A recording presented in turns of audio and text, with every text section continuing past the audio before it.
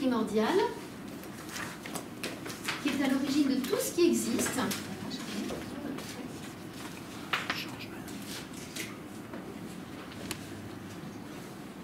Et pour se rendre manifeste, ce chi a besoin de se diviser en deux.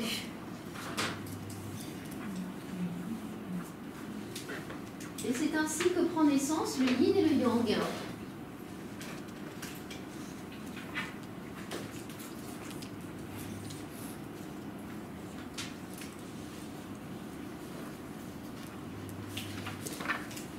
Donc le chi, c'est le 1, c'est l'unité qui est à l'origine de toute la diversité, de toute la multiplicité des formes qui existent.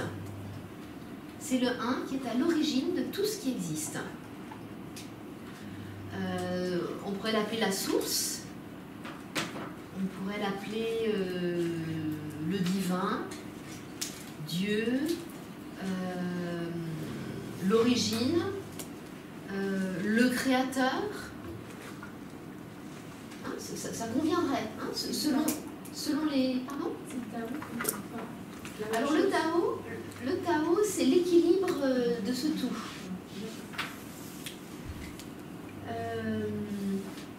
Voilà, en Occident, hein, ça aurait ces termes-là.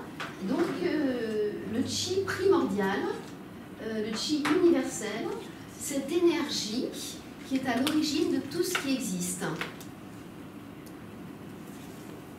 C'est par définition, ce chi n'a pas de forme, donc il est sans forme. Il est innommable puisqu'il n'a pas de forme, on ne peut pas vraiment lui donner de nom, même si on en donne quelques-uns pour se comprendre. Il est illimité puisqu'il n'a pas de forme, illimité, sans barrière, sans forme précise, et il existe hors espace-temps. Il est illimité. Le temps n'existe pas pour ce chi primordial. En fait, le temps vient avec la matière. Donc là, on est en dehors de la matière, en dehors de la forme, donc en dehors du temps. Donc c'est une énergie illimitée, éternelle, sans forme. Et pour se rendre manifeste, pour se rendre visible, ce chi primordial a besoin de se diviser en deux. Et de ce 1, donc, émerge la dualité yin-yang. Cette dualité qui va prendre le nom de yin et de yang.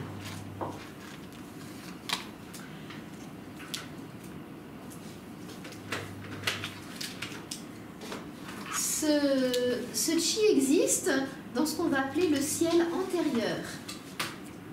Donc son lieu de résidence, c'est le ciel antérieur.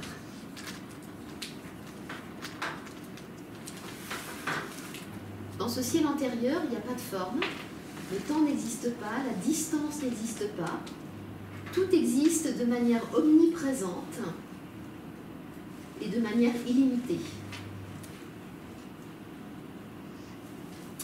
Et quand cette énergie se manifeste, devient visible, rentre dans le monde de la matière, eh bien, cette énergie passe dans ce qu'on appelle le ciel postérieur, c'est-à-dire le monde des formes. Donc en ce qui nous concerne,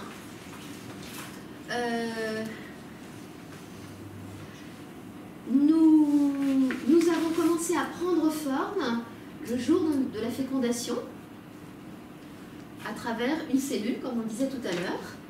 Donc du ciel antérieur, de ce chi primordial, au moment de la fécondation, il a commencé à y avoir un début de forme. Nous avons commencé à aller dans le ciel postérieur. Au moment de la naissance, nous sommes pleinement rentrés dans le ciel postérieur. Donc en fait, ce passage du ciel antérieur au ciel postérieur, pour nous les humains, ça prend 9 mois. Tout ce temps de gestation, hein, c'est un voyage du néant, du sans forme, un début de forme à travers une cellule, ça dure quelques heures, puis ensuite, nous avons pris la forme d'une mûre. Au bout d'une semaine, on a pris la forme d'une mûre. Et puis, etc. Hein, tout le voyage de l'embryologie. Et 9 mois plus tard, au moment de la naissance, et bien là, nous avons une forme bien définie.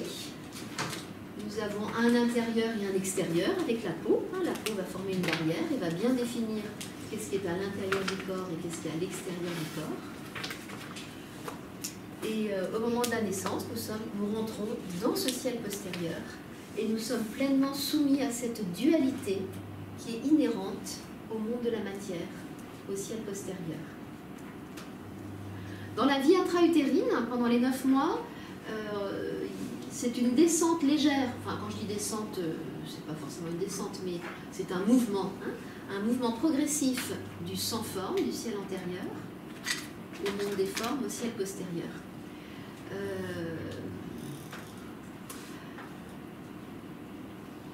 Mais la dualité ne se fait pas encore trop sentir.